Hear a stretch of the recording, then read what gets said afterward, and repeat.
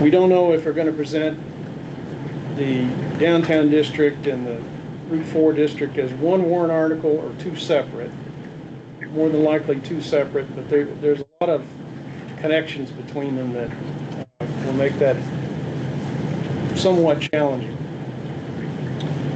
A third warrant article could be that we re-explore the proposed Enfield Village District from last year that we voted on in March 26, and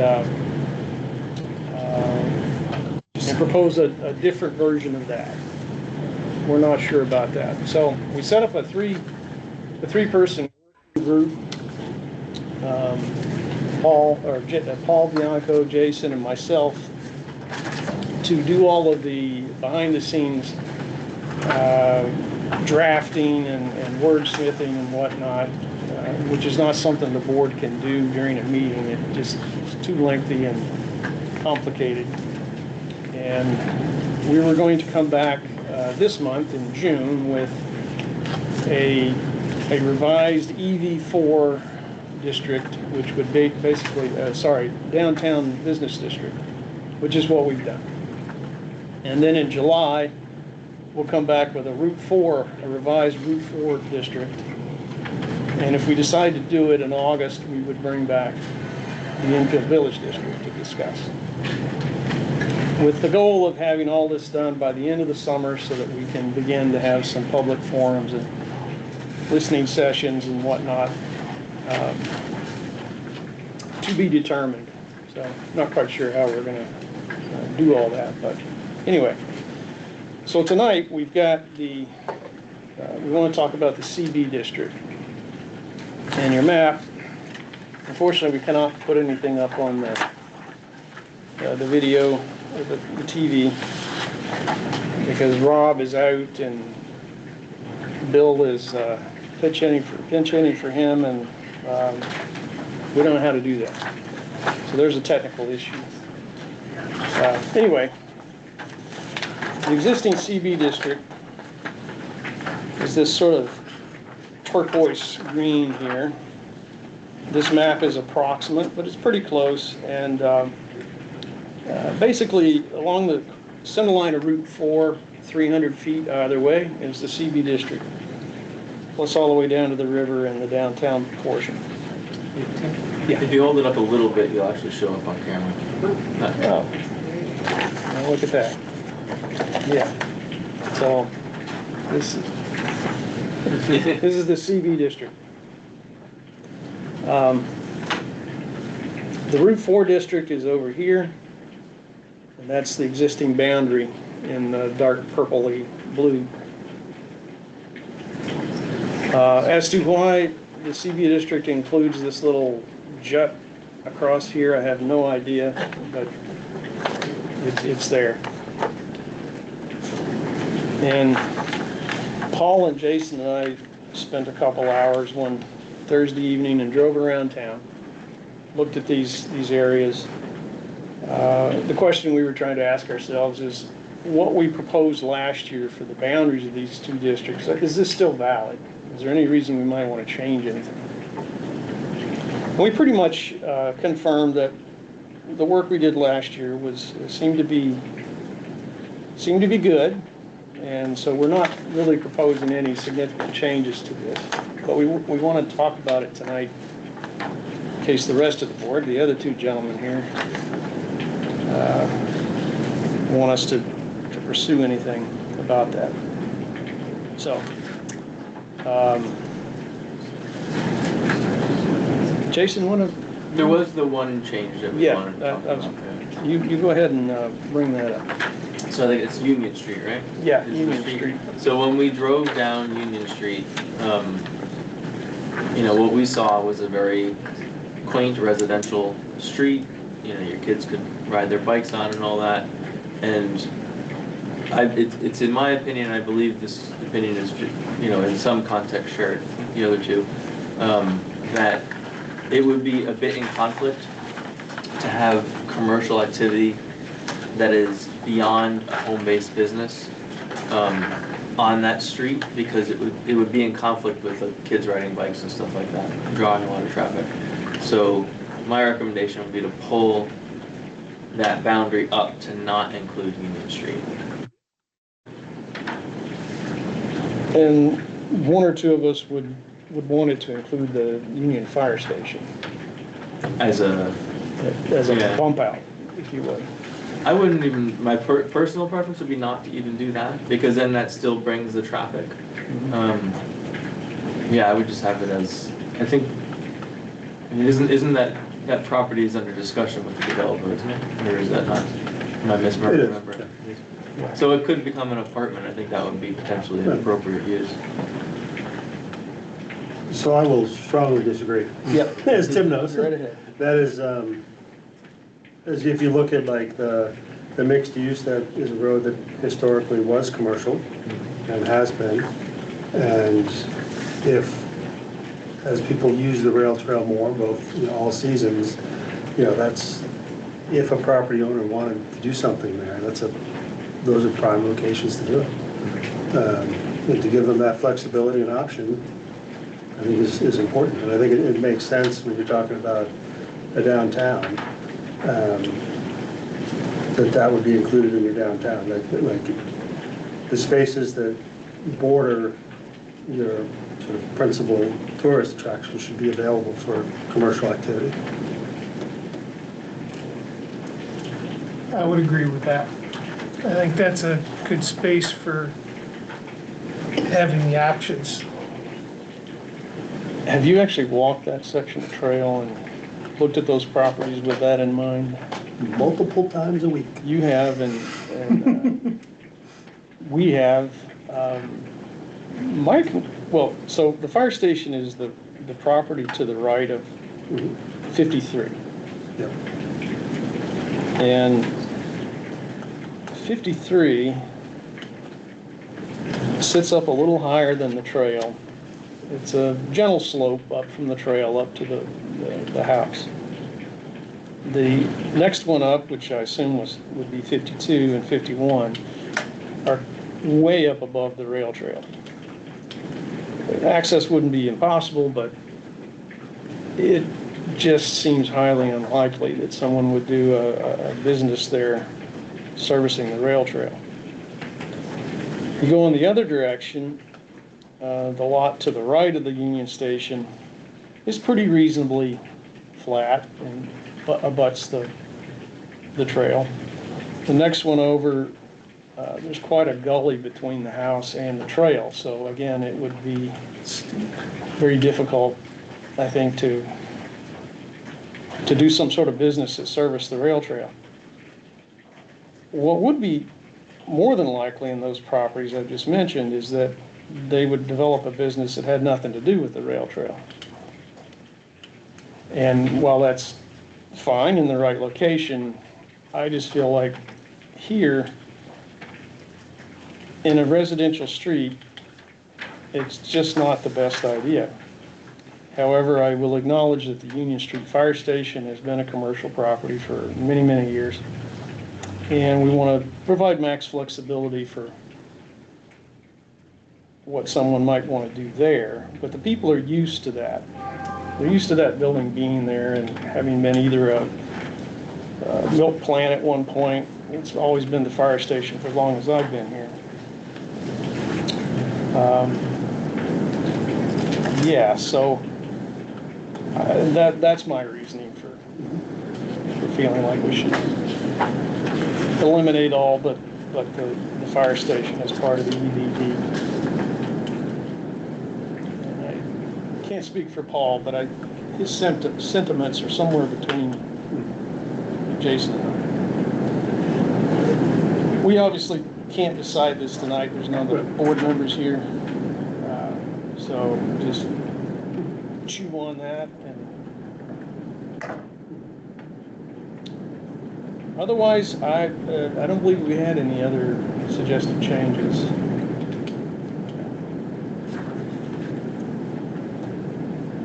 To the map or at all? To the map. Yeah.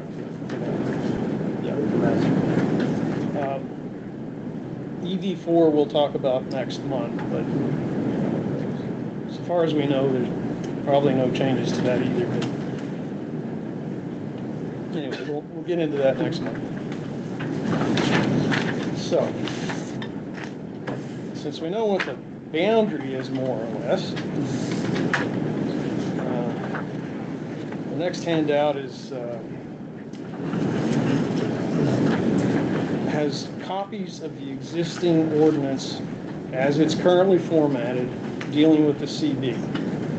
Starts off with a list of the meets and bounds of the boundary, which again is approximated on the map.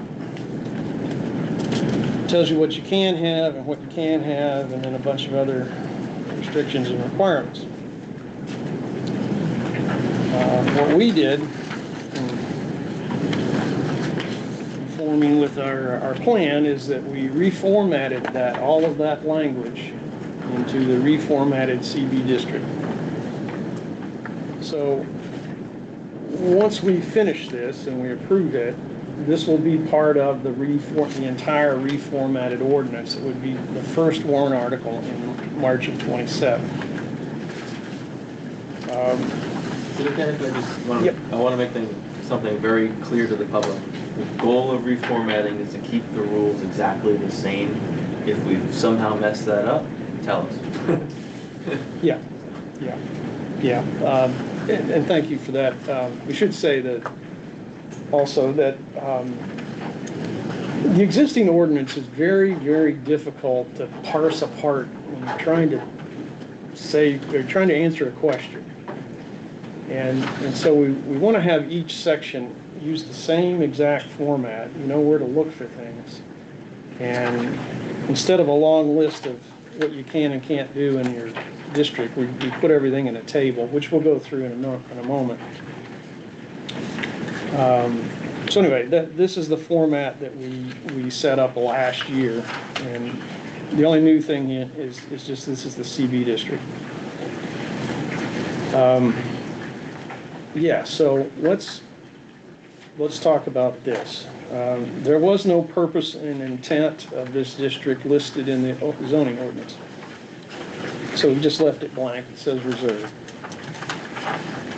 204.1. 204.2 refers to the land use tables, which we'll get into in a little bit.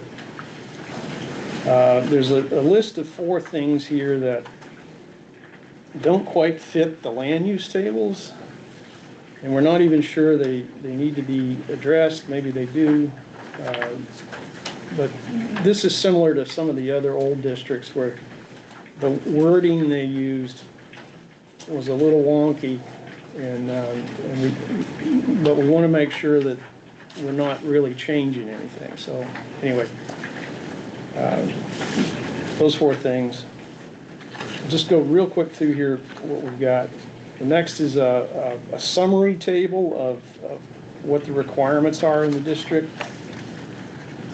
And then 204.4 is residential housing density limitations. Some of the districts have density limitations, some don't. Well, actually, they all do currently. Building and structure height limitations refers to a section in the ordinance where that's established at 35 feet. There's a whole section on parking and loading requirements, but downtown, and by this we mean between Oak Grove and High Street, there's some exemptions for setbacks and whatnot, because those buildings predate the zoning orders. They're very tightly packed, and they couldn't, all of them are non-conforming. And then there's just some other sections here that refer to other sections of the ordinance where all that stuff is spelled, like for signs and lighting, and we're not going to go through any of that. And lastly, the 204.10, there's some special requirements, again, that did not fit the formatting, but were important to include here so that, again, we don't change the purpose and intent of the CB district. So let's go back to permitted land uses. Do we want to go through the table? I think No, I mean, I don't want to distract from going to this first. Maybe we do that. Okay. Okay, well, let's skip over 204.2. So 204.3, actually, we'll skip over that too and go directly to the next section. In the CB, unlike the R1, 3, and 5, they don't tie minimum lot size to the number of housing units. So, in the CB, everyone's on town sewer. There's really no point in talking about on-lot water and sewer, but they do. So essentially all the lot sizes are minimum of a quarter acre. There is no road frontage requirements currently in the existing ordinance. That makes probably a lot of sense when you start looking at the various existing buildings and the road frontages they have. They're all over the place, and some of them are quite small. Let's see. The setbacks are as listed here, except for that special part downtown. Any questions on that? So, residential housing density limitations. So again, this is not tied to the size of the lot. But, so what it's saying is, no matter what size lot you've got, you can only have a maximum of 2 dwelling units on one lot as a duplex. Or if you've got a single family home on that lot, you can have accessory dwelling units. And that's state law, and it's confirmed in our ordinance in a different section. So if you want additional dwelling units on the lot other than the duplex or the single family home with ADUs, you've got to get a special exception. And I think that's been done in the past.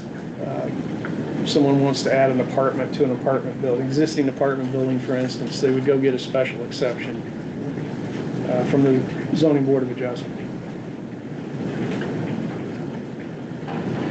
Let's see.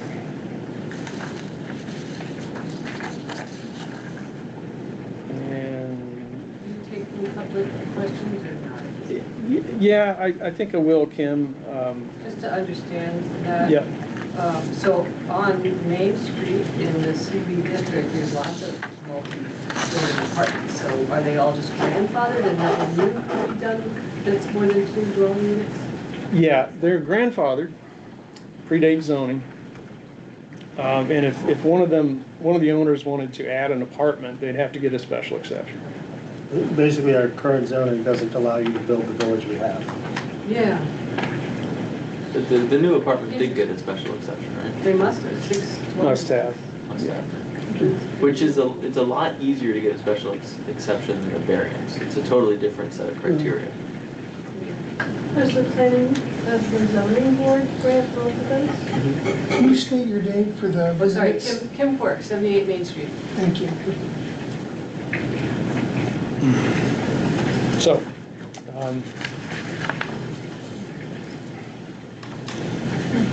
now, on the special requirements section 204.10, if anybody's going to do any changes at all to the commercial stuff, it requires a site plan review. And we've done a number of those over the years. And that's a planning board function. Depending on the scale of it, it could be either it's probably a minor, but it could be a major if it's some big thing.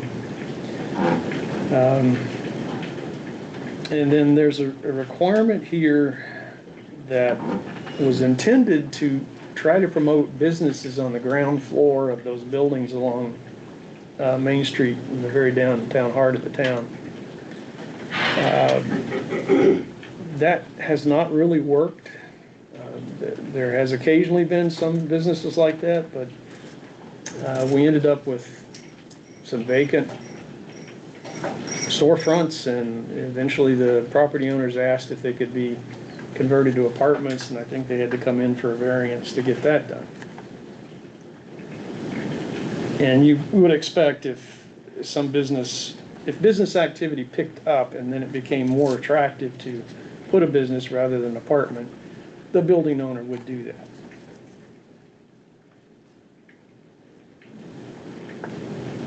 Okay.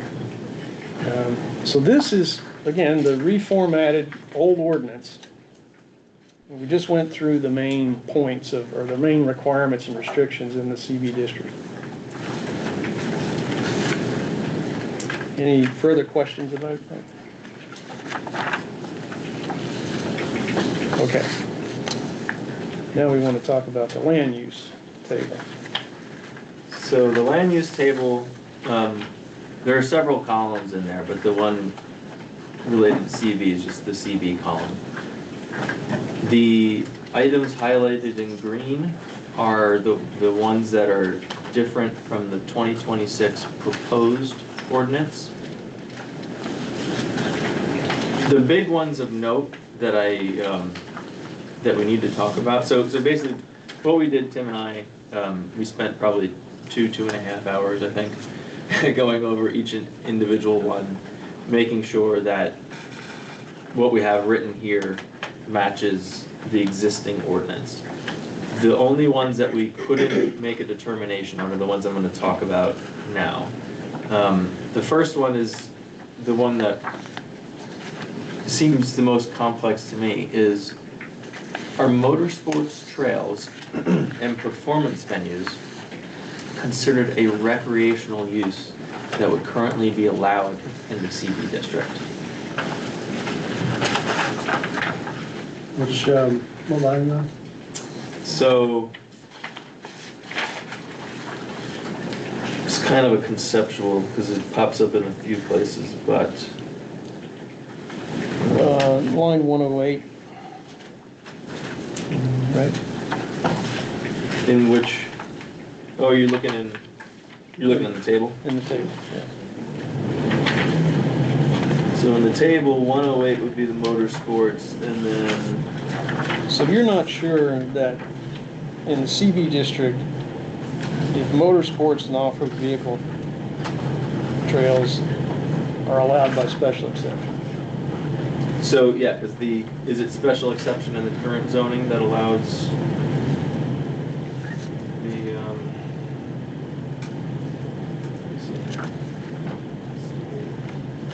so yeah, so in the current zoning, CB district has recreational facilities as a special exception item. So in the new land use table, lines 108, 116, and 120, are they considered recreational facilities?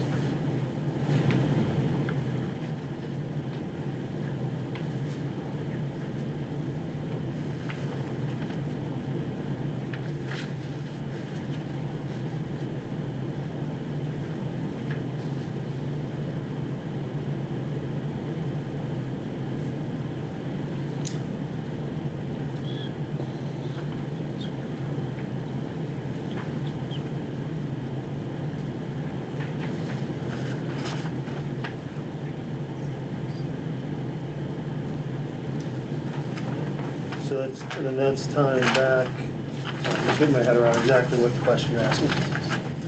So you're tying those three lines in the table back to the existing zoning ordinance. So section 403 has the special exceptions listed.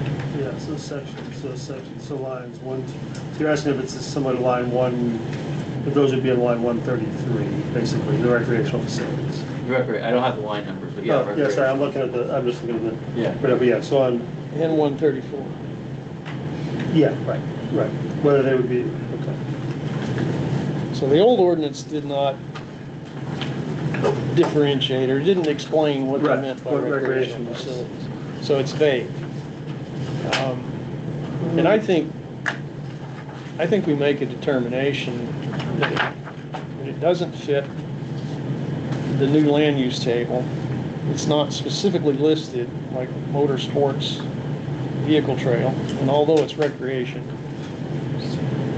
I think we just establish it that it's not even you'd have to get a variance to do something like that. And that we identify that as a decision we made, an interpretation we made when we present this in the literature as to what we're doing for the ordinance.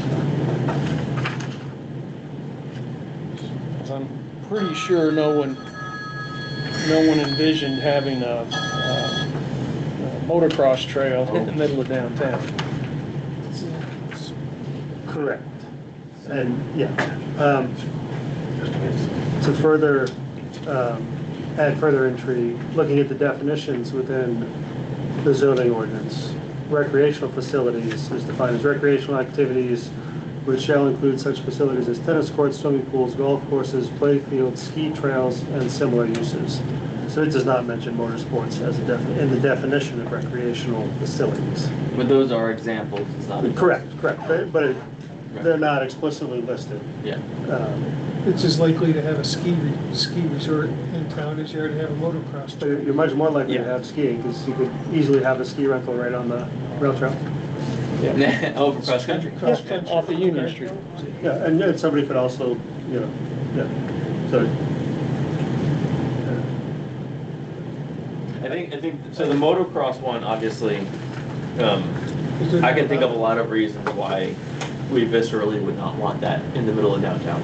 But I think performance venue is a little more of a gray area We have had performance venues in the past.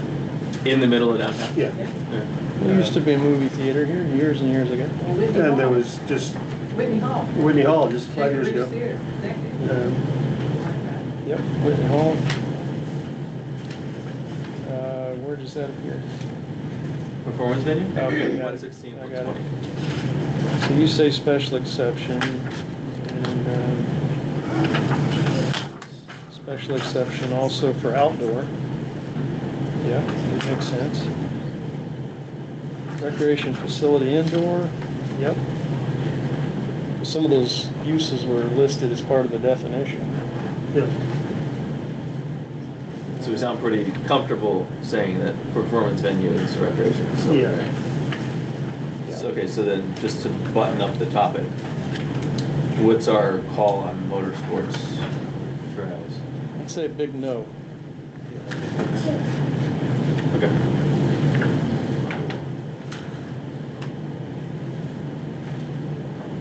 I mean, there's not anywhere within that district that you could even do that. So it's, So that was the first one.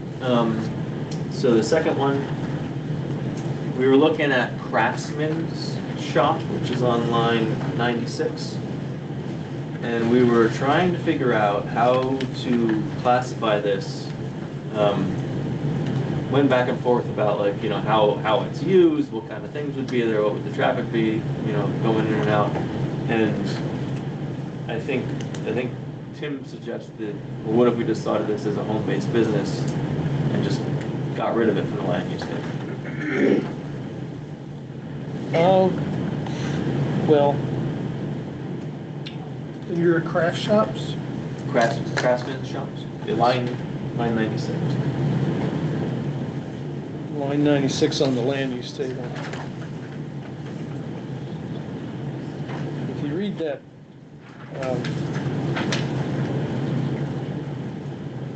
definition, you get to the point where if it gets big enough, it becomes something else. It's either a light manufacturing or a retail or service business. I don't know when that happens, if there would be a site plan review required. You know, it's not like something happens overnight. But It's also very difficult to enforce because it's talking about the number of employees, which we would have no idea. yeah, someone would have to bring that up to the town. That, Right. You know, they got 12 guys back there building racing cars. And, part-time, full-time, that'll all make a difference. yeah. Is this like in reference to that woodworking shop that's down there across from George's? Yeah, no, that's a craftsman shop. Yeah. I think we'd all agree. It's not a home-based business. No, There's no. dwelling there. Which is why I'm really not with you on the calling it a home-based business. Yeah, no, I'm not. And in this case, you showed it in CB as allowed. And, Well, that's copied over from the proposed. I didn't even classify it because we didn't know what to do with it. because it's not listed, home occupations are listed, but not craftsman shop. And craftsman shop is listed in some of the other districts, in the older other districts. It's a specific thing, In the old ordinance, like in the R1 and the R3. I thought we couldn't find it. It may be called something different, but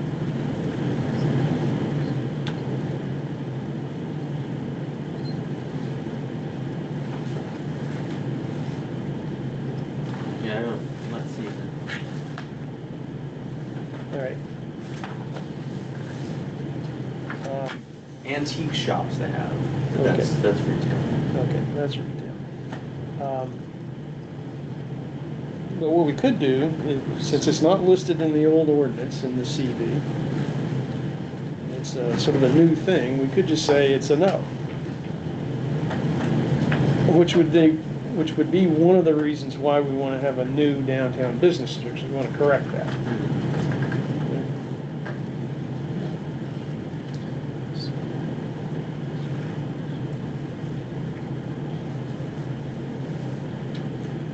I mean, if it weren't allowed to be put into practice now, I think that makes perfect sense to me. Yeah.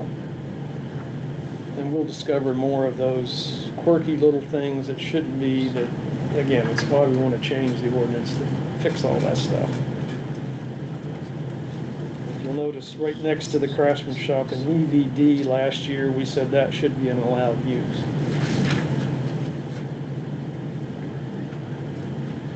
Does everyone else concur with that?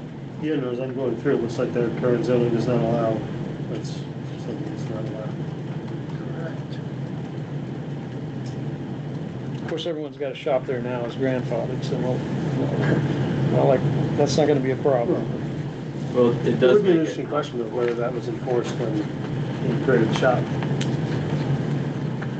Whether he was forced to get an exception, Yeah. because the zoning was certainly in place there. Yeah. Because I've been going through, I think I've been finding a lot of places where the past interpretations were different than our current interpretations. Mhm. And we may want to look at some of those past interpretations. Or we just fix everything. Well, no, like some of what we're viewing as conflicts were not viewed as conflicts in the past. Because they interpreted things as not being conflicting.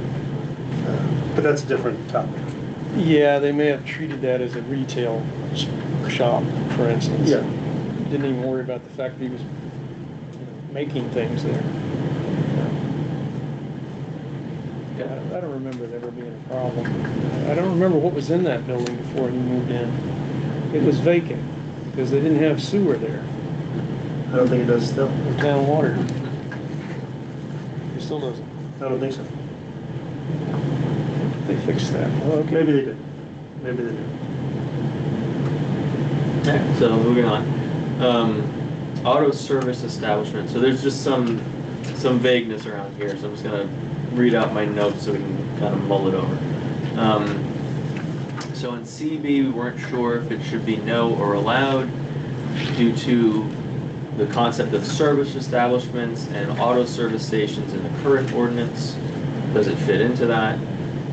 And then if we have a vehicle fueling station and a mechanic's garage is attached to it, does that change, how we're classifying things? Because you can't really say that the mechanic's garage is accessory to the fueling. They're kind of partners in the same business. Well, what we're trying to ask is, in the existing CB district, could someone put in an auto mechanic shop? Yeah. So what does the ordinance say? Irony of how few businesses are actually allowed in our business districts. Yeah. They So, auto service stations is allowed. So this, Jay. this probably isn't allowed, like, I think you've got it correct. And you'll note in the EVD, we didn't want that, so we said no. There's currently no auto service station in the CV. There are a couple of gas stations, but fueling stations. So that's how we fix that. But I think you guys just said opposite things, right? If you just said no, you just said yes, right? Or am I No, I said allowed. You said allowed. Okay, sorry. I mean, yeah, so in our current zoning, item J includes auto service stations. Okay. So a gas station with a mechanic shop, that is auto service station. I would consider either, I mean, if you, certainly at the time when this was written, a gas station or an auto shop would both be auto service stations. Yep. Whether separate or together, those are auto service stations. So then would line 76 and 160, would they most likely have the same coding for all zones? Unless you find some weird verbiage somewhere. Yes. We specifically separated that because of the common situation where you have someone selling gas, but they don't service vehicles there. You know, convenience stores, Right. primarily. George's. So we want to potentially make those different in the future, but for now, if we're They're the copying same, yeah, existing. they're the same. Yeah. that's-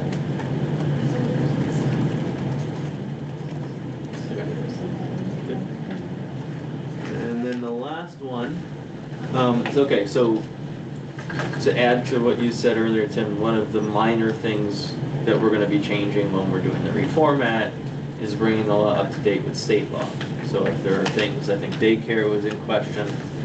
So this current question is anybody aware of any allowances regarding churches, synagogues, mosques, and other places of worship? Because currently in the way the text is written in the current ordinance, it does not look like the Route 4 district or the commercial industrial district allow for it.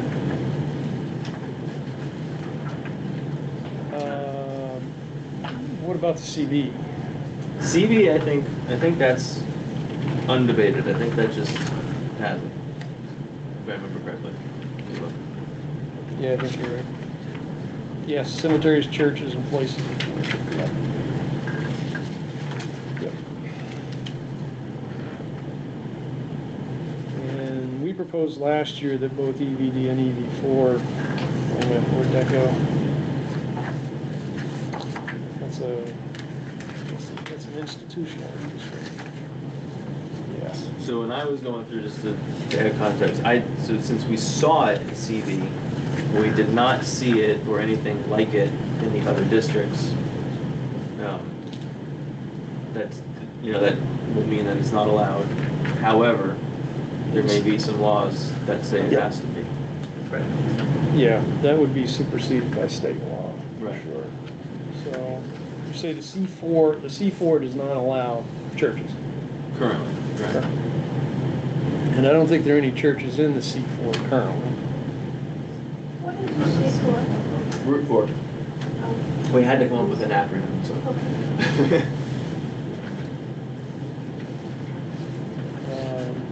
So we're basically talking from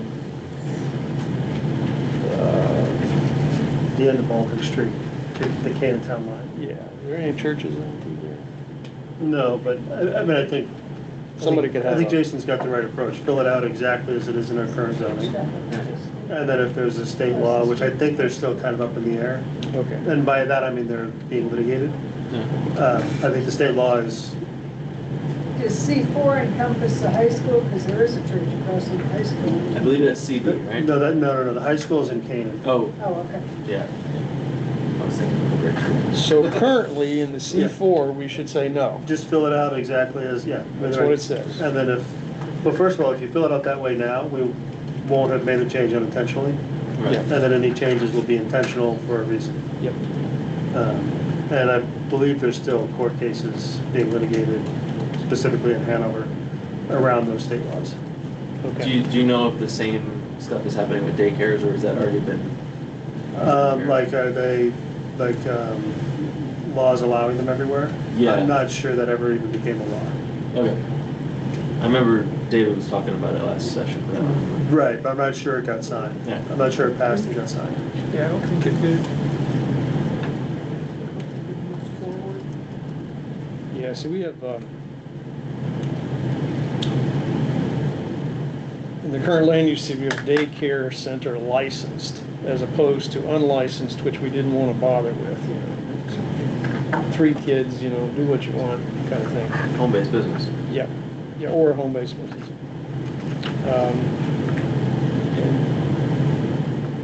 Why did I bring that up? Currently in the C4, it's not allowed. The daycares? Yeah. In the SB, it's by special exception. And it says so, yeah. Okay, just checking. Can you just explain to me the philosophical difference between the C4 and the CB district? What you're trying to do? Well, the original intent of this was more or less, and we're only can guess here, was that the kinds of businesses that you want to promote here in downtown are different from the kind of businesses you want to promote out on Route 4. And we've used that same logic last year, probably will this year, in terms of the new EV4 and the new downtown district. And all we're discussing now is, this is our existing zoning. So the C4, what we're referring to as the C4, was created when the sewer line was extended. And prior to that, I believe it was part of the CB. And in 2010 or whatever, when we extended that sewer line, the C4 district was created. And all we're trying to figure out now is how do you translate our existing zoning into a more readable format. And the fact that it's hard kind of is indicative of how our current zoning is not easy to interpret. Right, we're kind of proving the point by trying to figure out what it actually says. For the future discussion, though, would you, so, and I'm guessing at this, I haven't been around for all these discussions, but would you say that CB is designed to be a walkable community kind of atmosphere, whereas like Route 4 is more of like a place you would drive to? And No, I think all of it was intended first to be walkable and sidewalks. In fact, if you read through the C4 district, it's very clear they wanted to have sidewalks built out and to have it be more of a, extension of downtown than anything else. so then from a design perspective, like, I think this would be good for us. Like, how do we articulate why we would necessarily want like a car dealership in Route 4, but not in CB? Well, we don't want to put a business downtown, and you almost can't avoid this, but businesses downtown that are going to invite, noise, lots of traffic. So it could be a restaurant, right? I think that those kinds of qualitative things are not necessarily the things that we need to focus on. It's more, so when you look at the future for the EV4 versus the EVD, if we were to keep those, I mean, you can look at those. one, to make the things that are on the ground conforming. That's one big thing. So we have car dealerships, we have, other dealerships for heavy equipment. So one of the big, in my opinion, flaws of our existing zoning is basically everything's non-conforming. And so nobody can do anything with their properties without spending thousands of dollars to go get exceptions.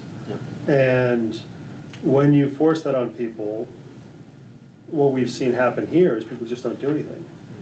And the scale of our village has declined over the years. Like as we were started talking about this, I started looking through, like if you look through like the Enfield history book, great book if you haven't read it. Like the mills downtown before they were removed were 4 and 5 stories tall. In fact, the one that the lower Baltic mill, I think they called it, was like 60 by 100 and 4 stories tall or something like that. So downtown Enfield used to have a much larger scale than it does today. And by not allowing anything to happen, I mean, there's several buildings that have been removed, and I know one person personally who they had a fire and they just removed the whole thing because the zoning didn't allow them to build anything that made any sense. Because of setbacks, they couldn't even move it further.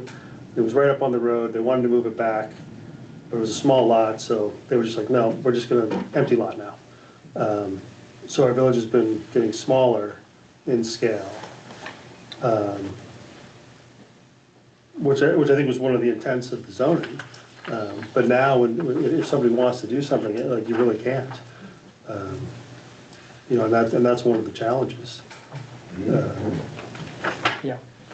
Yeah, much better explanation, thank you. So, we think we're probably 95 to 100%, somewhere in there, correct on the reformat for the CB after this discussion tonight.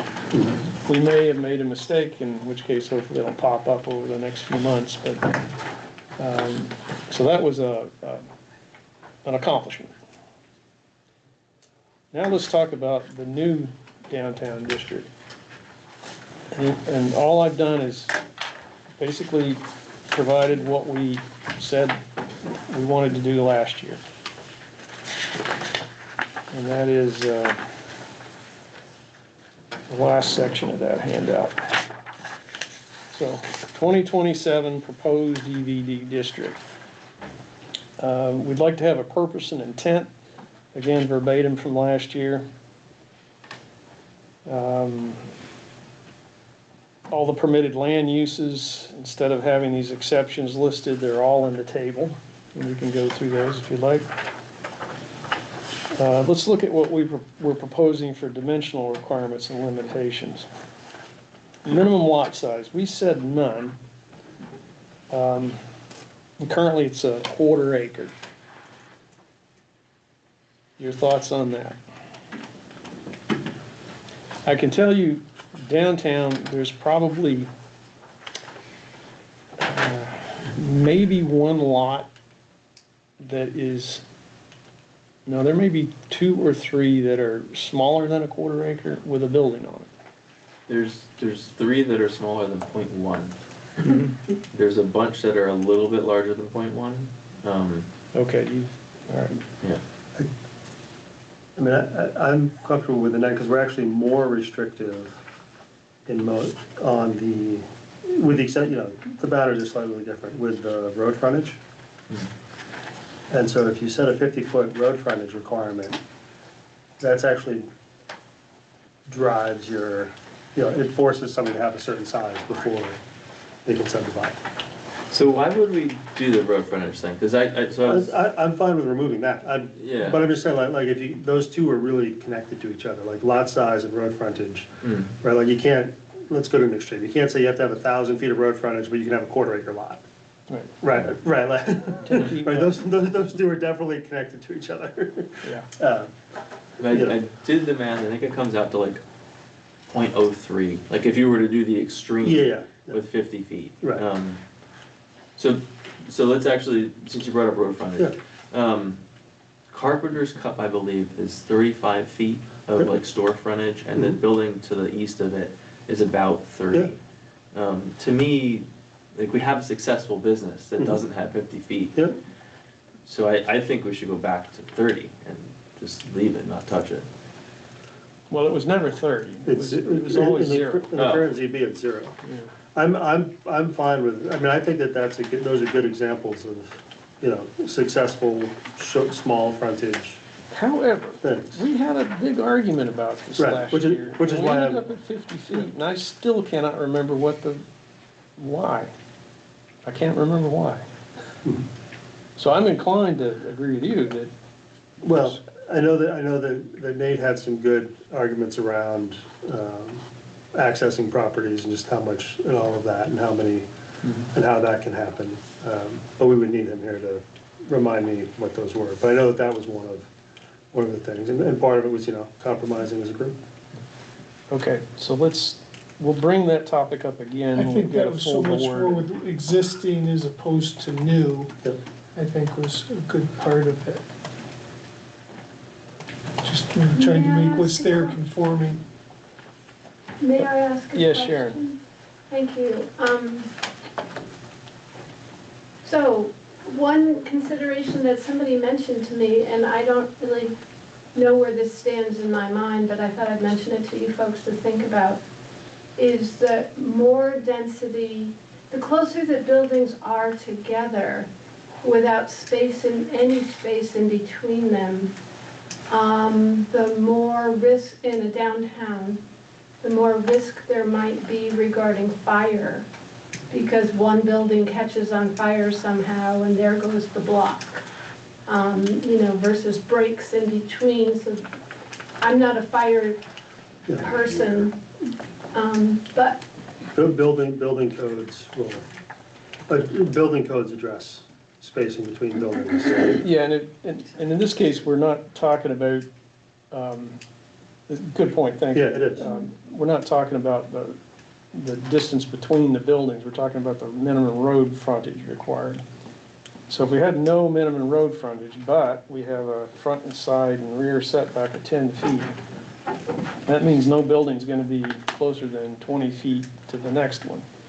But in addition, you're saying that National Fire Code Right. will have its own rule and Right. will have to abide by that. Right, so for example, I'm building a garage, and like the sheetrock requirements in the garage are different than in the rest of the house, and it's purely a fire code thing. Because you're more likely to have a fire where you have a combustible engine, Yeah. right? And the gases. Yeah, no, I'm just saying, but like, so there's different, the codes address that stuff, and I know that like in some cases, it's not a government regulation, but insurance companies won't necessarily insure you if you don't meet those codes, right? So there's checks there, but no, the fire codes do, and a 20-foot setback certainly, like between buildings, certainly addresses that. Of course, you could have a situation where an existing building is right on the property line, and you only end up with 10 feet. Right, Then you would go to the building code and say, is that okay? And they may say, no, it's gotta be 15. right, So, And just for clarity, I think, if I remember correctly, like Main Street setbacks are wiped out, right? Like, you don't need setbacks. yeah, we preserved that. Yeah, because they're already that way. right. We carried that phrase, and I'll just read it here, within the central downtown area, lots are exempted from setback, and then we added an additional phrase to that, except as may be dictated by building codes and required setbacks from wetlands and water bodies. So it's actually more restrictive. Yeah. Mhm. Right. And the wetlands and water body setbacks are consistent throughout the entire ordinance in all districts. And As we're they not should be. proposing any changes there. So for tabling road frontage, can we talk about that lot size again? Okay, so 0.1 acres seems to be the cutoff where almost everybody comes into conformance. I only saw, and this is by visual inspection, I didn't code it. I saw 3 properties total in downtown, 2 of which were owned by Enfield, 1 of which was a private residence. It doesn't seem to me to be a recipe for success to go below 0.1 acres, especially when the rest of the town is 0.1. In addition, in the past, I've owned a house that I refurbished that was abnormally smaller, like the lot was abnormally smaller than the neighborhood, and it was like the sore thumb of the road. And after I sold it, like I refurbished it, made it nice, the neighbors were very happy with that. They talked to me about it, and then I resold it, and then for the next few owners, it just got demolished. So I strongly believe that we should have 0.1 as a minimum. On that road frontage, was part of that, or having a frontage, was part of that for a landlock? We don't, there's nothing that allows landlocked parcels. So to give you an example, So, oh, sorry. no, I was just saying, so overall, you're proposing 0.1 acres but no road frontage. I mean, we should have a road frontage of something, I would think, but I'm okay if we just said 0.1. So that's a 50 feet by 87 foot lot. Right. Just give you a visual reference Right. if you can. You could put up a small home on that, you certainly could. Or even a little hot dog stand. I don't know. We had one built on Blandon Street on a 1/10 of an acre lot 5 years ago. Okay. Yep, I know where that one's at. Clever use of the lot. That's a 1/10 of an acre lot.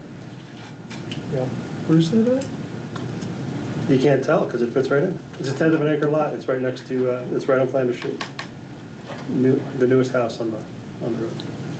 I suspect no one's gonna have any difficulties with that. No, So I'd be willing to go with that. yeah. Should we reduce the road frontage to something to allow like a 100-foot deep lot? I wanna hear Nate's Okay. argument. I really don't see the need for it, but,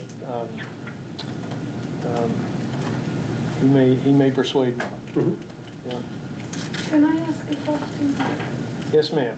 I'm confused about the difference between road frontage and lot width, meaning what I'm thinking about that you want, and perhaps you have, is that downtown, you want some frontage out in front of buildings. You want it to be somewhat uniform, I would think, because if you're talking about walkable, wouldn't you want a sidewalk that's somewhat uniform versus, so I'm walking along and now it's really narrow, but maybe I'm I'm not. guessing you're talking about setback to the front property line, Okay, not the road frontage. so what Yeah. is road frontage then?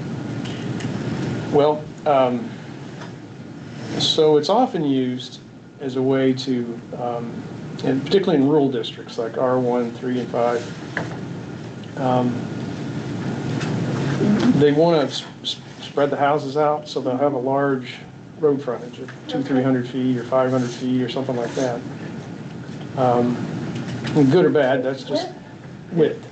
She just wants the definition, so like if you're walking along the road and you tag a lot, a parcel, and you continue walking along the road for X number of feet, and then you tag the other end of the parcel, that's the road frontage. Yeah, Yeah. it's the width.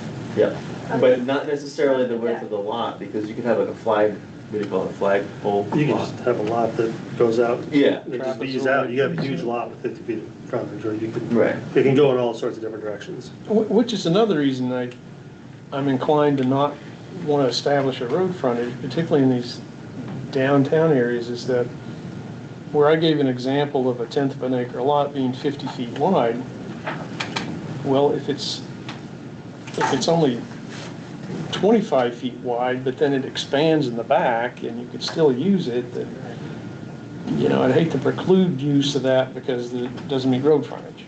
You might wanna have enough frontage for a walkway, like 3 feet or something like that. Well, certainly, but Yeah.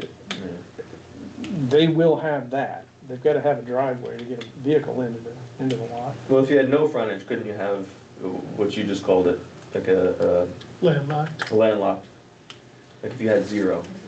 No, it's not that you're allowed to have, it's that there's no required frontage. But there has to be, You still have to own frontage, because you're not allowed to have landlocked lots in How- our current zoning. and that's like, Like, if we look at our current CB, you can have any amount of road frontage, right, but you have to have road frontage in our Okay. current CB. okay, So even if you don't, not having one doesn't necessarily mean you don't have any. right, okay. Right. It's just an arbitrary number or Right. otherwise. Yeah. Yeah. But you're right, we should wait for Nate to, because I'm pretty sure he's the one who had Yeah, an argument and a strong he feeling. did, he did. Okay. Uh, The other, so residential housing density limitations. Currently in the CB, you can have your duplex or your single-family home and your ADUs. And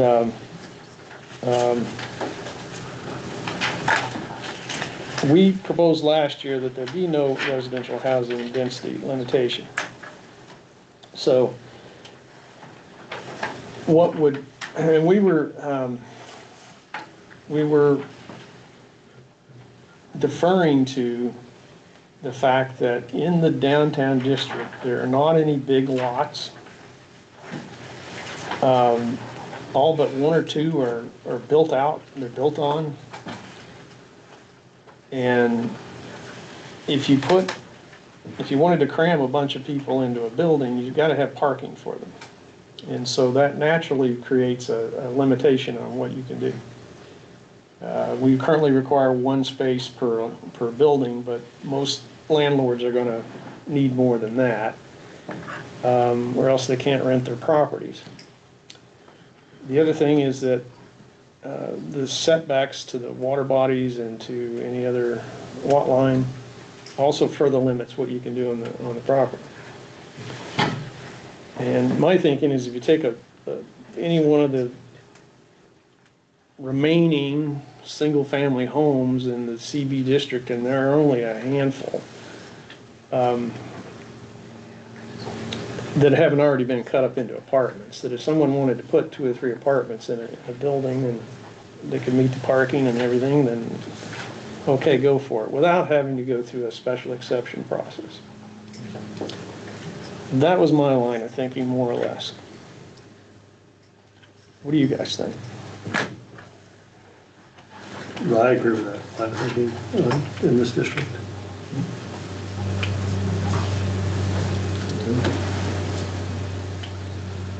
Well, again, the full board would vote Yeah. on the final version of this, but When you look at where this is, I mean, it's where you want housing, and it's very limited in terms of what the opportunities are. yeah. And, requiring a parking space per unit, further consumes the land, stuff like that. Okay, and then we had a structure height established at 40 feet. And this was based on a partial building height survey that I did a couple of years ago. Kim, your building was one that you actually graciously let me in to measure it. As I recall, yours is 37 feet. Under 40. Yep, under 40, But more than but 35. over 35, over 35. And I'm certain that there are several, I wouldn't say the majority by any means, but there's several in that category. However, I would like to quantify that better. And I do intend to revisit that survey, go back out in the field, knock on some doors and see, particularly some of the taller buildings, and just find out what they really are. I think the public would appreciate having that in front of them so that we're not talking about hypotheticals, we know exactly what these buildings are. And if it comes out that no building's higher than 37 feet, then maybe that ought to be the number. On the other hand, there are other ways to skin the cat. You could say you can't have a building on the street any taller than any other building on the street, or the average of something. don't know, what do you guys think? And I think Ford is kind of, I would just say I'm building a 2-story building, and we've decreased the pitch of the roof so that we don't have to do an exception. Like that's a decision, like that's a, an argument, that was just, it was not worth the hassle Yeah. to go do it. So that's personal anecdote. Like I said, I've been looking through old photos. My son's also doing a project for the Heritage Commission, so I've been looking through old photos, and it's actually interesting how much smaller buildings are in Enfield today than they were 100 years ago. It's a significantly smaller scale. So as we think about sort of the heritage and how Enfield Village was built up, it was actually quite a bit taller than it is today. Would looking at modern building codes be a good direction to go to figure out where we want to be within a height? I mean, take a look at, the ceiling's going to be 8 feet. What stress, what joist do you have to have?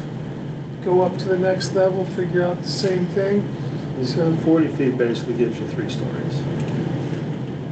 Or the, and also, I don't know if you've, Stay with a flat roof. Gives you 2 stories with a sloped roof, 3 stories with a flat roof.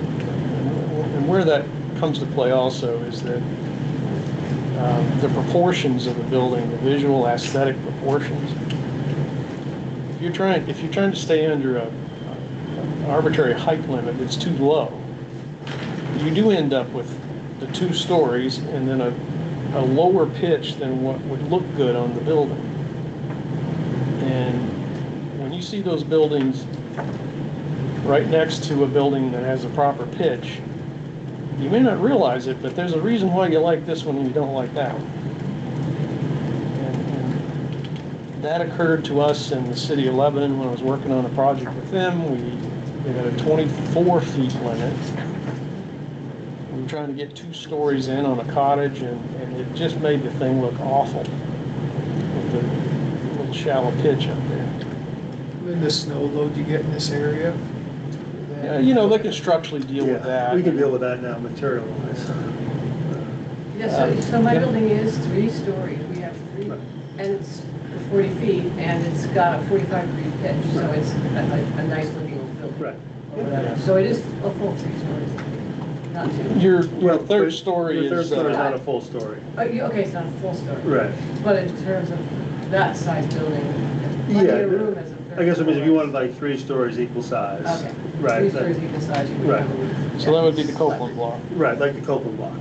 Right, would be an example of that, right? Is 3 that 40 feet? Yeah.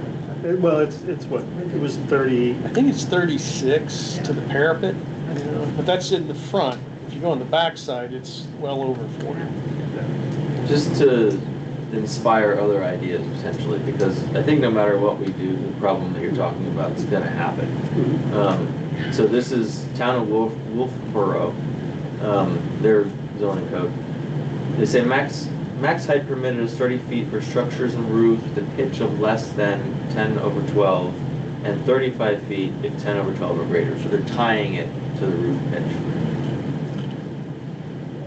I don't think we want to get it. I mean, we tried that kind of stuff in the EV4 district, Yeah. and it just hasn't worked. Right. I mean, yeah, we should consider, like, that's worth bringing up.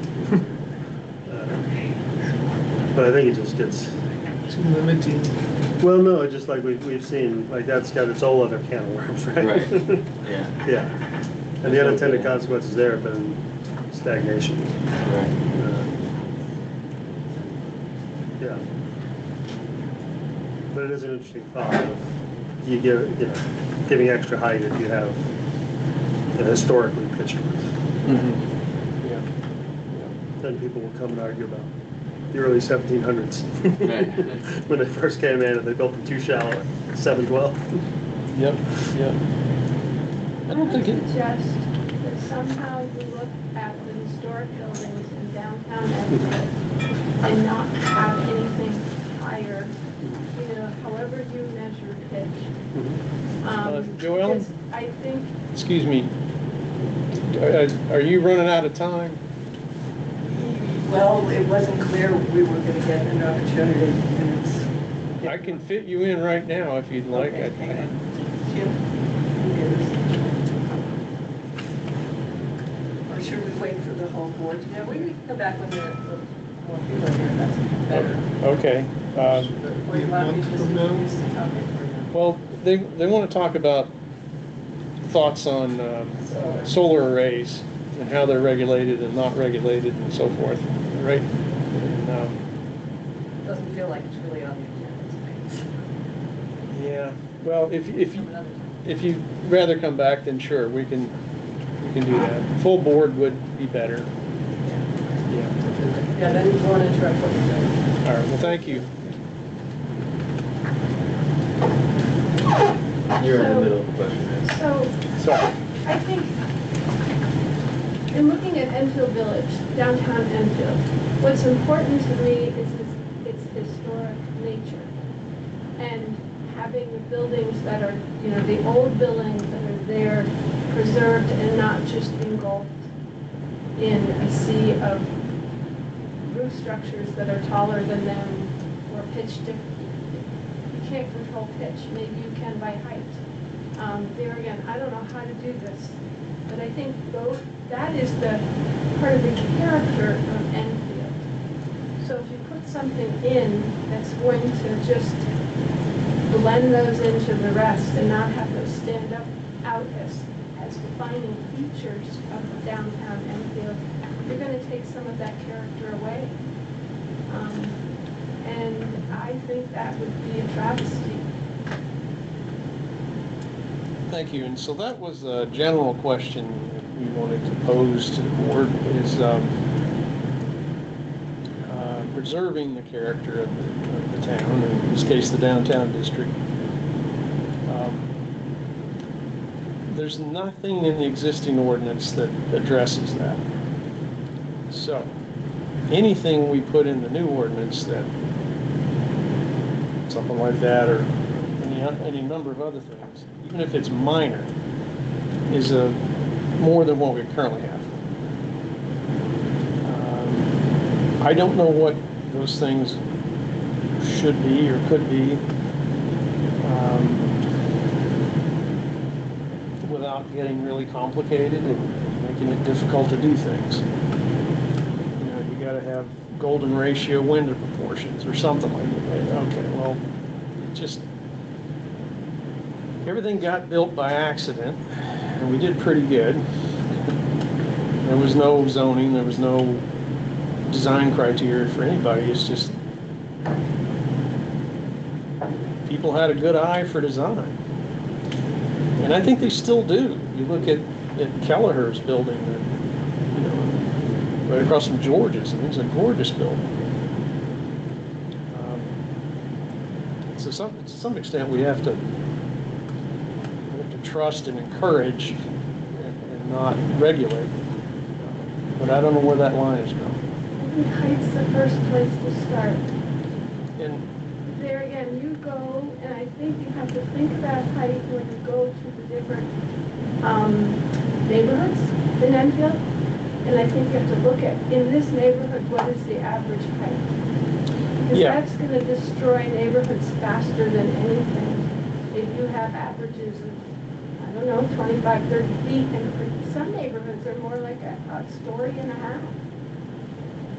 well, of course, we're just talking on the downtown Right, district but here. height is really, Yeah. height stands out, because then you're faced with that building, and then you're looking at the average skyline. So that's your first visual into an area.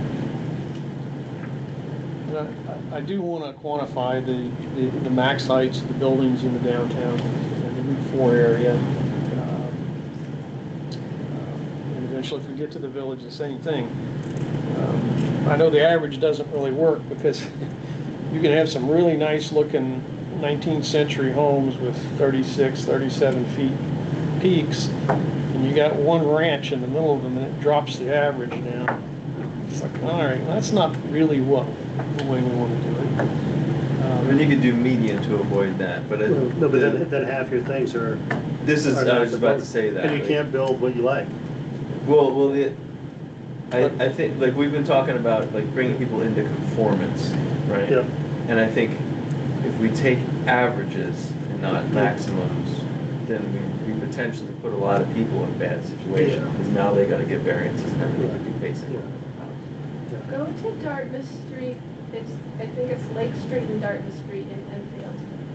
And that apartment building, it looks like a house, that it's 35 feet. And in that destroyed that neighborhood. And that's what I was in that neighborhood walking around and just looking at streets in Enfield. And that really destroyed the character of that neighborhood. And a lot of people are very upset, even though it's within regulations. So it's more my point that if you increase what's allowed, you're going to change residential neighborhoods into cities.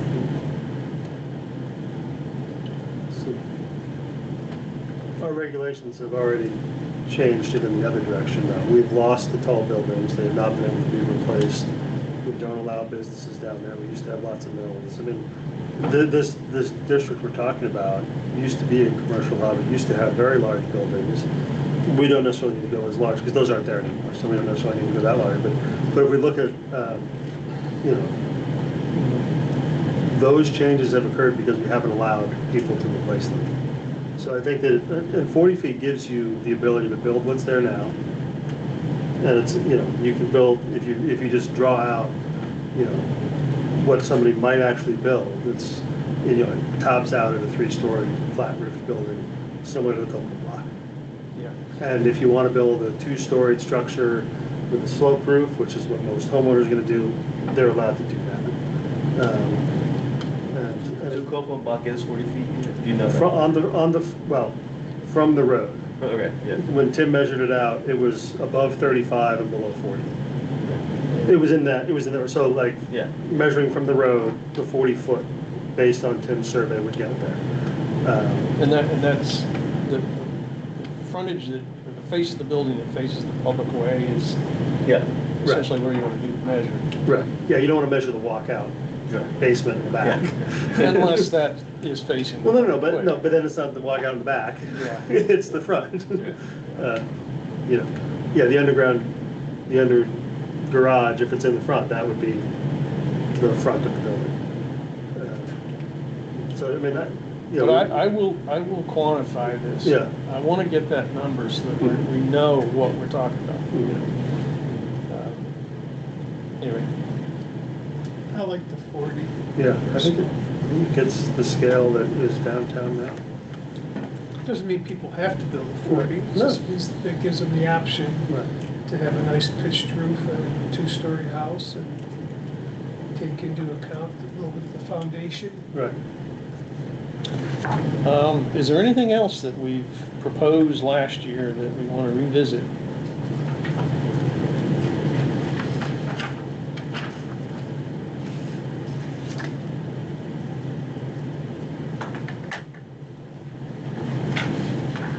And then the land use table,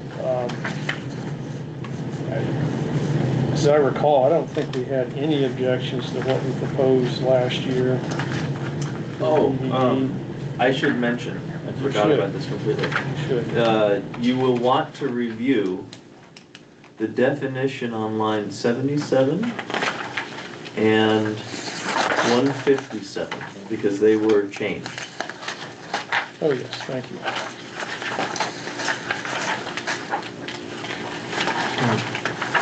What now, 57? It's 77 and 157. Okay. Yeah, so Jason did some wordsmithing there, and I think he did it makes it more explicit and more clear, I think. It also, I extracted anything about storage from the auto service establishment stuff and put it all into its own. It used to be self-storage, and now it's just storage. And I had to do that in order to solve some problems in mapping the current ordinance to the new format. Storage facility. Yeah. And I think that makes sense.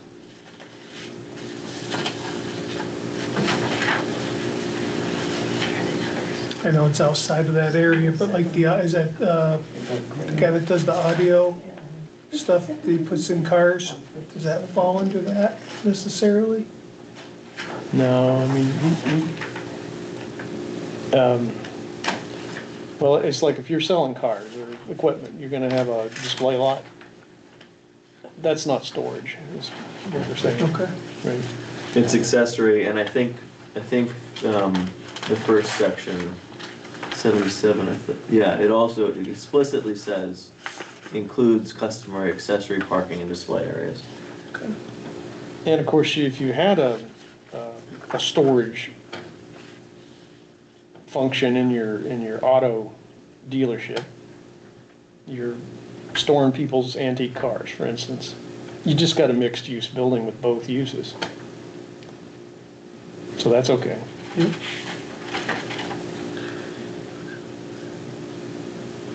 Yeah, I mean, there's certainly a boat storage facility, people store boats and stuff in a Yeah. facility in the district.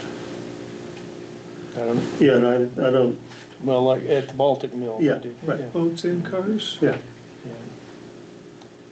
And what do you classify the Baltic Mill as? It's a, whatever it is, it has several functions, and they're all grandfathered. yep.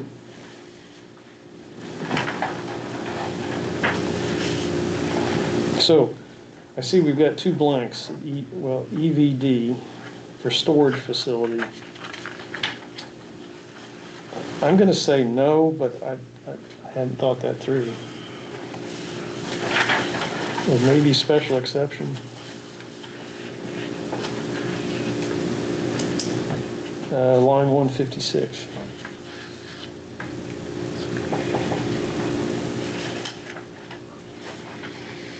Seems like a Route 4 thing to me, or Route 4 CI. Yeah, well, definitely EV4 should be A. Yeah, I mean, the only reason to have an EVD is because it exists there already, That would be the mill, in one lot. yeah. And that, as you look at it, is the only lot where that's even plausible. Yeah.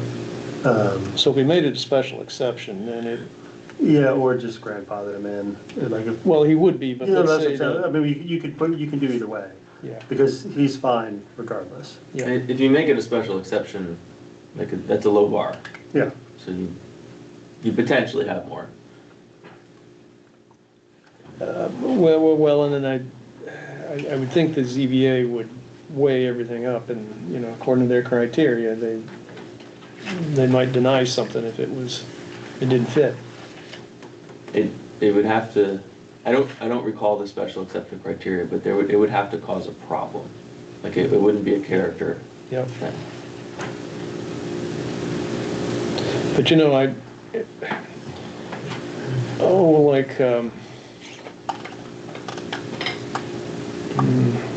what would be an example?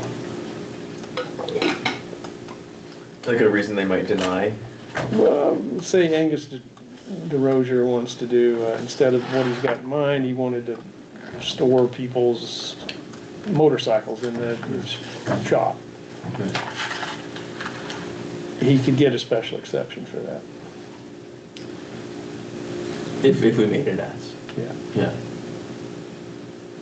He could turn the entire store into a storage facility. Yes.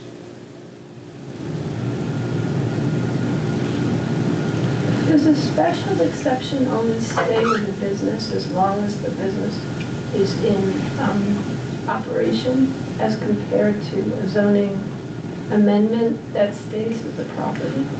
Well, so if you discontinue a business or abandon it or what have you, and don't use it for that function for so many years, it does kick into it interrupts your grandfathering. right, the use expires, I Yeah. think is what they call it. Yeah. But other than use, doesn't everything the zoning board does apply to the parcel, not the Correct. business? Correct, but Yeah.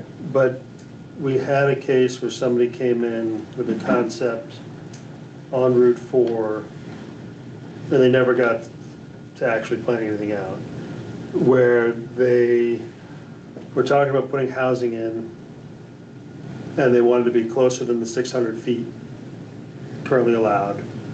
And because there's already housing within 600 feet on that lot, that use was already existed there.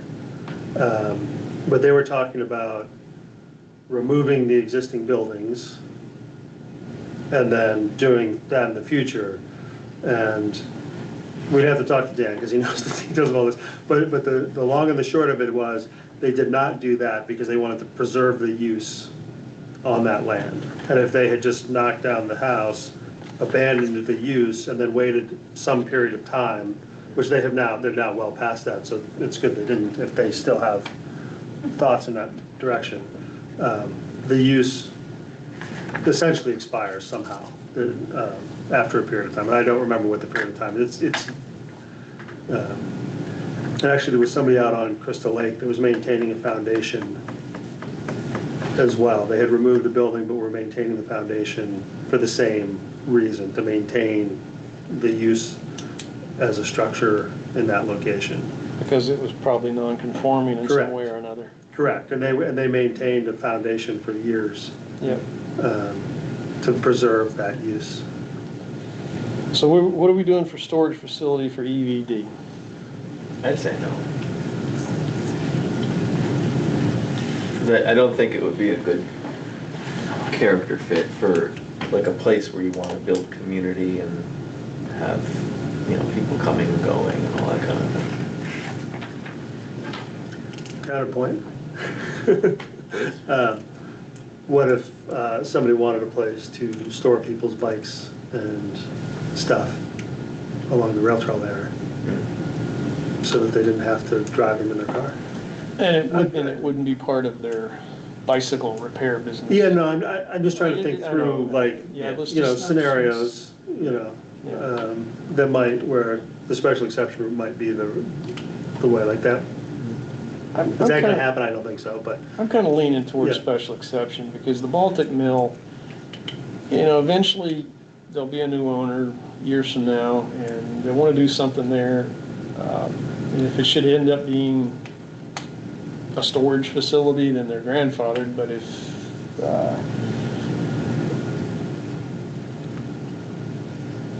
a period of time lapsed and then they wanted to do a storage later, I mean, I'd just like to have the ability for that to be considered, you know, other than a variance, which no guarantee there.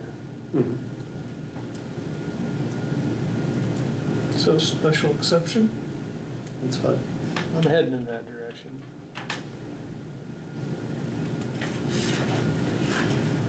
Should we put it S for now? Okay.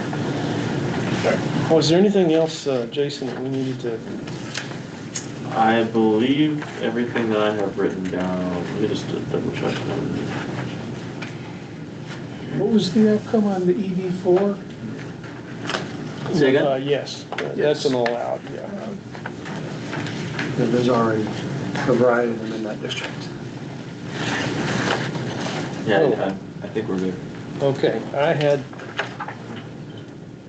last page of the land use table, agricultural land use table, line 238, commercial farm. Oh, right. I know we must have had this discussion, but last year we decided that was a special exception in the EVD. And I just can't imagine how that could work. Unless it was a greenhouse, maybe. Yep. It does not take much land to have a commercial farm these days, like if somebody wants to have it as a business. Hydroponic kind of thing. Yeah, I okay. mean, there's a woman in the village running the commercial, like potted plants and stuff like that. Right on the corner, right? No, this woman, she really wanted to do it downtown, wasn't allowed, and so she's actually doing it at a friend's place. But it's a really small thing that she's doing, and she's good at it. You know, it's kind of sad that she's not doing it at her house. Okay, That does remind me though, there is a little chunk that we forgot to talk about. All Sorry. right. Okay. Back to, in the reformatted CV, lines 155 on section 204.2. Reformatted CV 155. Thank you for including the line numbers, by the way, in the printout. Yes. Yeah. So helpful.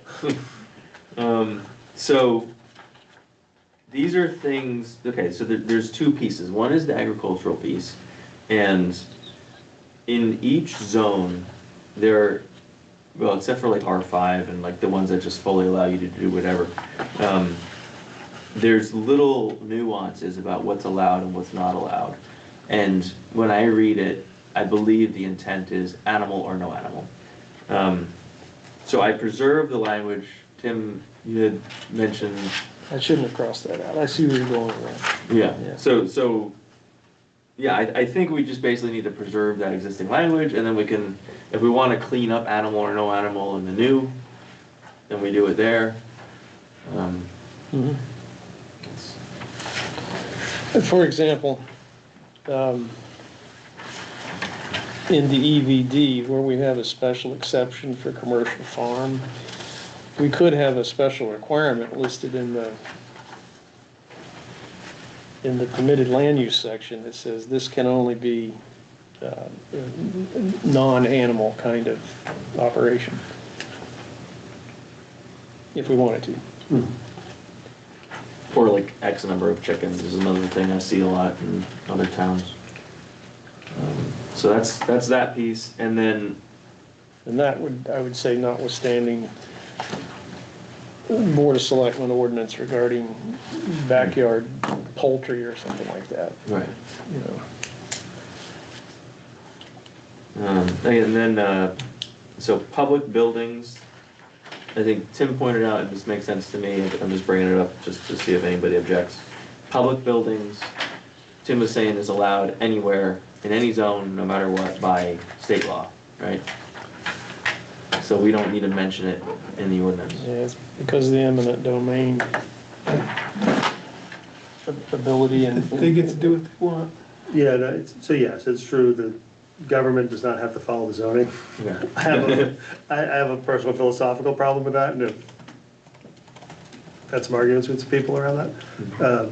So it's fine to remove it, but it also could be good to show intentions, to provide guidance to town staff. That would be the reason to put it in, would be to communicate sort of intentions and thoughts, rather than just say, well, you can do whatever you want, so we're not even gonna talk about it. But either way, it's fine, like because in the end, the town does not have to follow zoning. No. By state law. In service establishments, I think which I crossed out, I think because of all of the other nuanced definitions we have in there, that we've captured all of the potentials of those.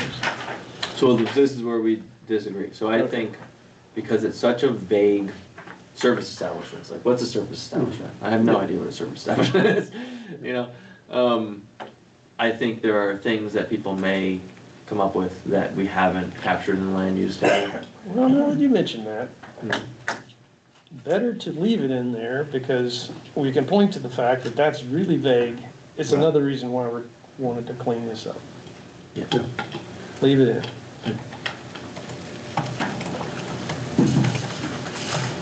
So are we leaving public buildings in or out? I think we take that out, because we took it out in all of the other sections. Yeah. And here, now, is the solar array question that Joanne, just left, and Kim. We'll just hold that till, I mean, that, it is a phrase that's used in the ordinance, we've got to put it in there, but we'll let them come back and talk to us about that topic. What else? I think that's it. I think we're pretty well there. Yep, me too. Can't wait to read the minutes on this one. I have a question, and maybe this Yes. is it's not to be answered now. As we go ahead with this, my question as a citizen, and I'm pretty involved in things, I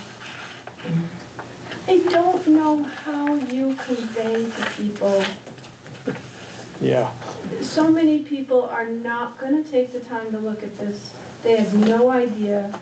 So for good, anything you do, they're not really gonna pay attention to.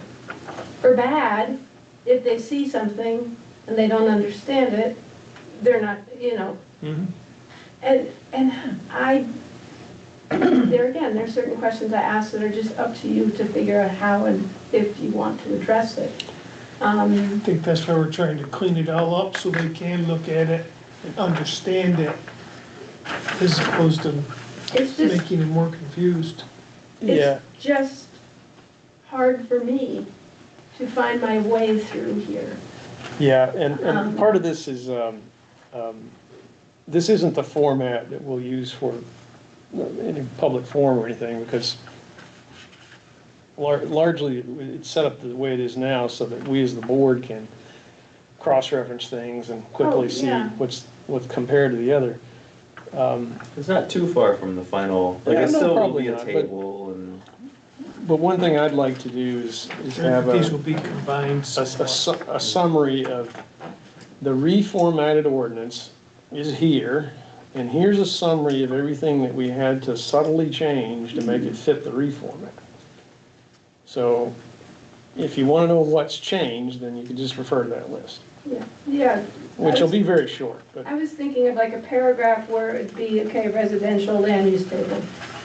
This basically says, ba-da, ba-da, ba-da, you know, yeah, and then if people want to know more, they could reference it. right, So, right.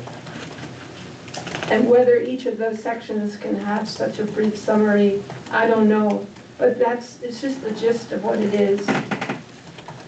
Yeah, and we're gonna have more time to explain things this year, and so I think we'll have a much better document and time of it. One other small thing is that I want to attempt to do a build-out analysis for the EVD and EV4. I don't have a lot to go on because no one can find the original work that was done for the build-out analysis that showed up in the master plan. That seems to have been lost. So we don't know what method they used or what assumptions they made. And anyway, so If I know what to look for, I mean, I could dig through my email.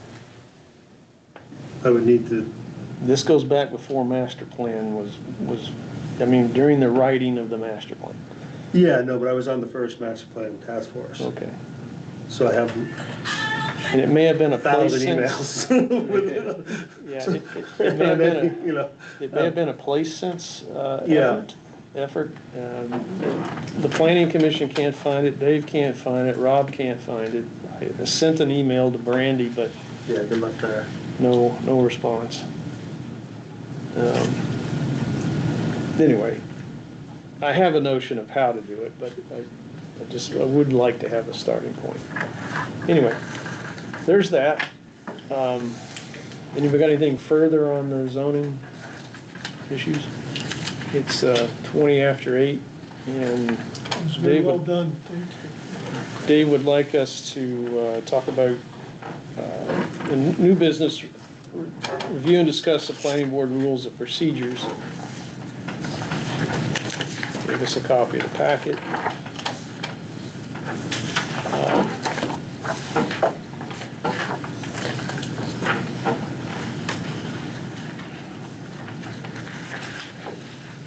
He sent me, we should have had copies of this, but anyway, he sent me some thoughts. This is from Dave. He suggested that the phrase be inserted, new members shall become familiar with the contents of the New Hampshire Planning Board handbook and shall provide certification of satisfactorily passing the online test. within 90 days of appointment. I haven't Did you done come up that with text myself yet. messages? I haven't taken anything. Yeah. You know, so there's that. The officers, he had a comment about the secretary. Add town contractors to the list of people to whom the secretary may delegate responsibilities.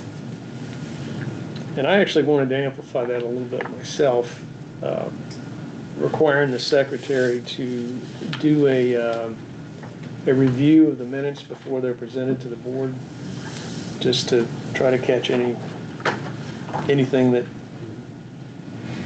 they One might notice. thing about that, so we got them like 2 days ago to review, which is pretty tight. So if we add another step in between, That's true. That's true. Usually he sends that stuff out on Friday. He does, yeah. And he may get it sooner than that. You know, I'm not sure how quickly the minutes taker delivers her product. I think it's 5 or 7 days. Is it? No, it's by state law, so drafts have to be available within, I forget, it might be a week, so it might be 7 days, I'm not sure. It might be 10 days too, I'd have to look it up. so that would leave approximately a week from when it hits Rob to, then you have to review and then we have to review. Yeah. I mean, I don't want to create work for myself, but Also think about if it wasn't just you in that position, would the next person want to do that? Like that, I think that's too tight to ask somebody that you don't know if they're retired or, you know.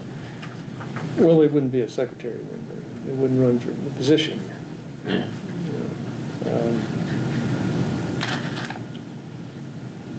Not that I had to campaign, but. Right. How many people are jumping? Let's see, and he had some comments about the land use and community development administrator. Let's see.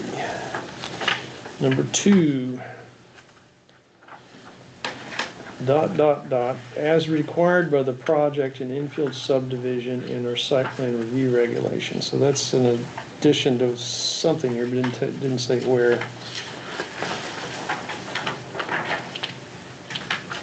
And then 3, change timely manner to not later than the Friday preceding a scheduled meeting.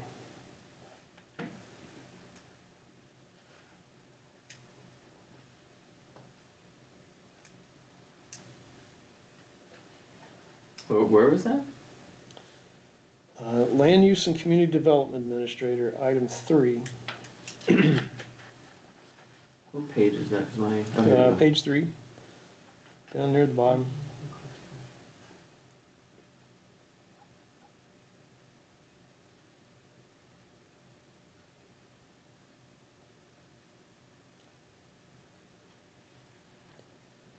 I'm not sure, that doesn't make sense.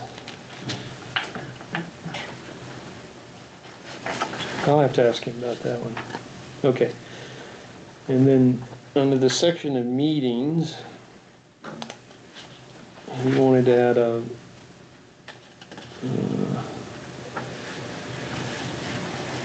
whole paragraph here. Regular meetings are held on the second and fourth Wednesday of each month at 6:30. Here, the planning board shall meet at least once per month and may more frequently at the call of the chair. First meeting of the month shall be a work session, second meeting reserved for hearings. So the one comment I have on that, so I wasn't able to review this because the one I have in my binder is actually the 2021 edition. It has at the very start of meetings are scheduled at the blah blah blah facility at 7 p.m. on the second and fourth Wednesday. So it has schedule information in there, which is clearly outdated. I wonder if it was removed to avoid having to update this document when things change with scheduling. I think that's exactly why we removed it. What item number? So page 3, my version is different. He's got, we have the 2023 version, Okay. he has the 2021 version. Well, you have you got a copy of the new? I got an email with the minutes, Okay.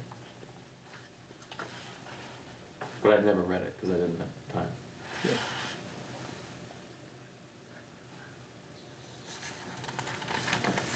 So, my comment on the first thing that was brought up around, taking the course and passing the test. Having something pointing that out and encouraging it is probably a good idea. Because that would be helpful for everybody, but I'm not sure we can require it because just with the legal way the board is appointed, people are appointed for, 3-year terms typically. And I'm not sure that would be one of the grounds for the board to kick them off legally. And how do we get that? Like, I want that, how do I? Just ask Rob, he'll send you the link. Yeah, ask Rob, it's, the state, it's provided, it's a good thing to go through. There's also ask him for, the New Hampshire Municipal Association has a variety of trainings throughout the year, which can be really quite educational. And they'll send you an email telling you Yeah. when they're on. Yeah. And if you can't watch them online, they'll also tell you how you can get to them, and you can watch them not live. You can do it at your leisure for the most part. Cool. I think it's in that same site that the test is in. It is. So feedback then is that it's a good idea to put the phrase in here about doing the course, but maybe not require it. Right, yeah. Okay. We may have some words about the secretary to add. I'm not sure about what he meant by this land use and community thing. Can you read it again? Okay, so under the land use and community, Yep. item 2, it just says ... as required by the project and infill subdivision or site plan review regulations. I'm just not sure which one that applies to.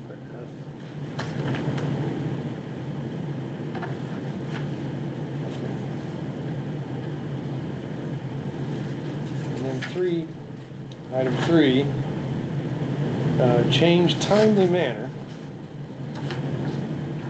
But I couldn't find timely. Oh, you mean, it's 2C is what it is. 2C, okay. 2C. Change timely manner to not later than the Friday preceding a scheduled meeting.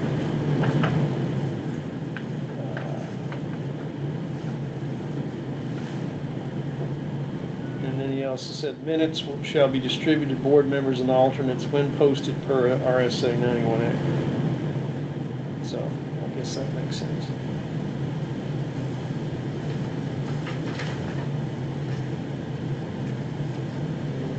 That's pretty much it. The order of business, he just said rearrange per current agendas.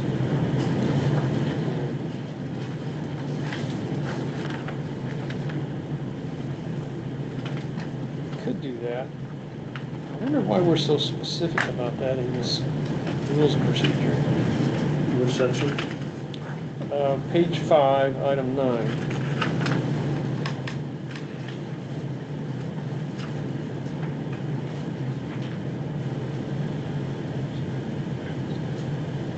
This is not how we currently do things.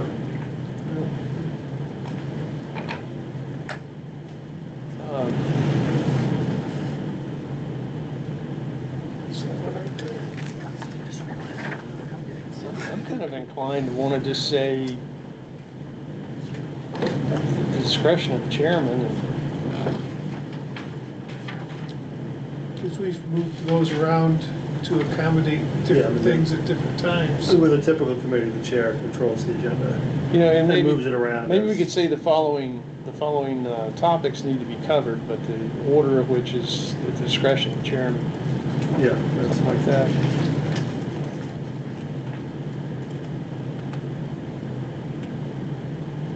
Okay.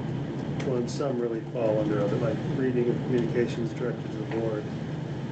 That really falls under, that's gonna fall under some other agenda item, not an agenda item of its own.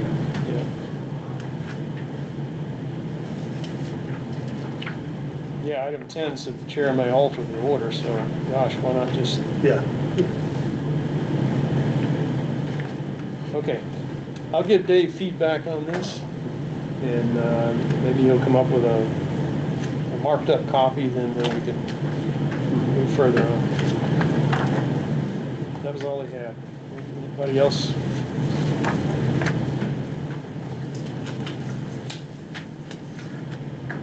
Okay, general public comments. Anyone have anything we didn't cover? Questions? Fascinating. It is. My only, Do we have any, someone raised their hand there.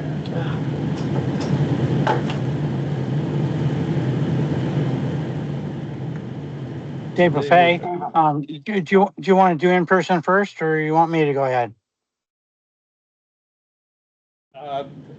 No one has any comments here, so go ahead, Dave. Okay. My suggestion is just a informational suggestion when you do bring this forward to the your final version to town meeting and the hearings before it, and that is to provide a simple tabular format of the significant changes between current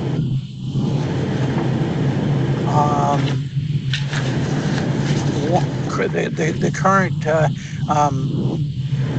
situation, the proposals last year, and the differences that you bring forward this year, so that it's clear what changes you are suggesting and how those presumably improvements have been made since last year, which was defeated.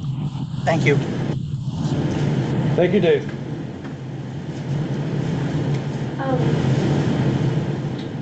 So, I've said in Sharon Buffet, I had to say that Sharon for the. Buffet, Enfield, sorry. So my public comment is just a thought for you guys. I've sat in on a lot of meetings where you've had to decide on zoning issues, and even the planning board had some related matters. And it seems that you started this by wanting things to be really concise and simple and easy to give people answers. And I question when there are I was not aware that there were special exceptions. And it's very easy when it's a zoning regulation to say this is the regulation and to have that to back you up. But it seems, I'm not telling you that there can't be special exceptions, but I think that's a murky area. If I was somebody who wanted to come to you and to do something, and I knew, oh, I can ask for a special exception, and that's easier to get. I don't know why people don't take that path. And it really puts you kind of at a disadvantage as to what are you deciding and why. How is this special exception different than this one? So it's just maybe nothing you can do anything about. So the special exception is one example why you would want it. Like, let's say somebody wanted to put a 6-unit apartment complex where Farm Girl finds us, right?